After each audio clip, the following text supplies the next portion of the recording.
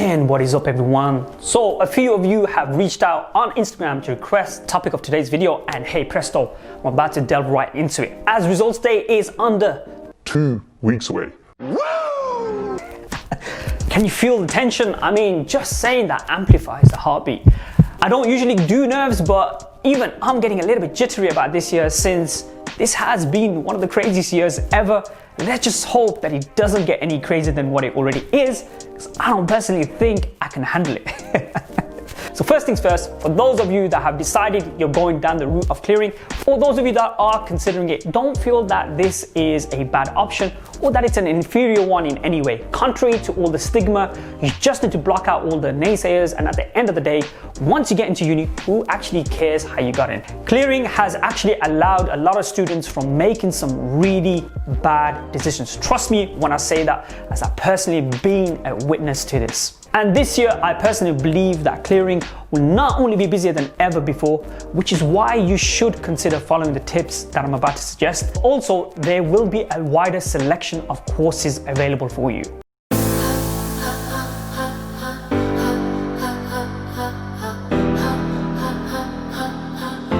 Okay, so let's go through what you should be doing. First thing is, don't wait until results day to open up your results and then think about clearing. That's the worst possible thing you could be doing, and you'll only be left with all of the scraps from doing that. You need to, number one, make sure you're prepared beforehand, as in get ready now. So that means going onto Ucas and searching around for what courses unis have available for clearing, and start shortlisting the options you are considering, because when it comes to results day, it's just going to be pure madness. The second thing I want to mention is that clearing isn't just for those students that haven't got an offer. Well, clearing is also available to those that have even surpassed what they were meant to achieve. So that means if you've opted for a course because you are hesitant in applying for a uni or a course due to the higher demands, then you can look into that now through the process of adjustment. And the great thing about that is you don't have to even drop your original offer. I know a lot of you are anxious about results day, so I would actually advise every single one of you to consider looking into clearing, just even as a playful thought, because even if you're concrete about what it is that you want to do, then just by exploring it will only solidify your position, or even for others, it can open up avenues that you haven't considered before. So it's finally here, results day. Now, I know this is going to sound generic, but whatever you do, make sure you're up early in the morning, and the first thing you want to do is log into Ucas and see whether you've been accepted onto your course or not. If you have, congratulations. Now it's time to go. But if you haven't, then look, this is where you need to control your emotions, and let's get proactive about the next move. So that once you have your results, you can then provide a breakdown and see how you performed. And this is really useful because you can then forward this information to universities. Due to how flexible unis are meant to be this year, once you give them the breakdown, they may even consider you or shortlist you onto a waiting list. As don't forget, not all people with confirmed offers will go on to accept their places. So once you've got your grade, you now need to get onto the phone to the unis, and this is why, guys, make sure your phone is charged.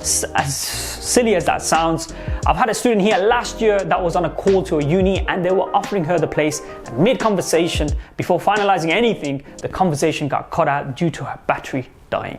So look, don't be making life unnecessarily more difficult than it needs to be, on top of what is likely to already be a really stressful day. By the way, she did manage to get the offer. It did take another 2 hours before that happened, as the lines were extremely busy, and those 2 hours were not pleasant by any means. This is why maybe having a charger on hand could also be handy. And also make sure to have that plan in place, as I mentioned, with the contact numbers of the uni, your results on hand, your applicant number, etc., etc., as these things will just help make things a little bit more simpler.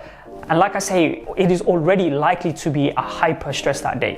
Now, my third piece of advice is that as soon as you get an offer, don't just dive in and accept it without having thought it over. Remember that you will have some time available before confirming your offers. So run through the ins and outs with family members, friends.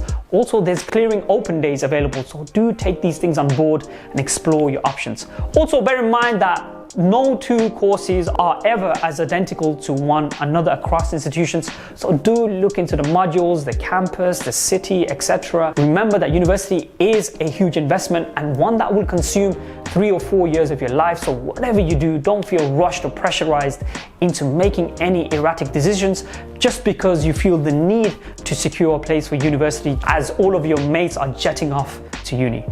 Lastly, every year I get asked this, so I'll address it right here, right now. Can you get into courses like medicine and dentistry through clearing? And the answer to that is yes, you can. And I believe this year the intake will be a lot higher. So have a look into universities like St. George's, Liverpool, Lancaster, I think Aston University as well. But also remember, to get into these courses, it's not just all down to your A-level grades. Criteria like your GCSE grades and your Ucas scores will be taken into consideration. And here's an inside tip: if you haven't matched the Ucas scores yet, then believe it or not, you can actually do that before results day. Try and amp that up to give you the best possible chance to try and secure a place this year. As I mentioned already, universities are going to be very relaxed this year and will be very accommodating. So even if you didn't meet the grades that they've initially requested, there is a likelihood that you can still get selected onto the course that you've applied for, even if that means you may need to demonstrate a level of perseverance. As always, if anyone has any concerns or questions, then feel free to reach out to me. As we get closer to results day, I will be posting more content that can be of some benefit to you,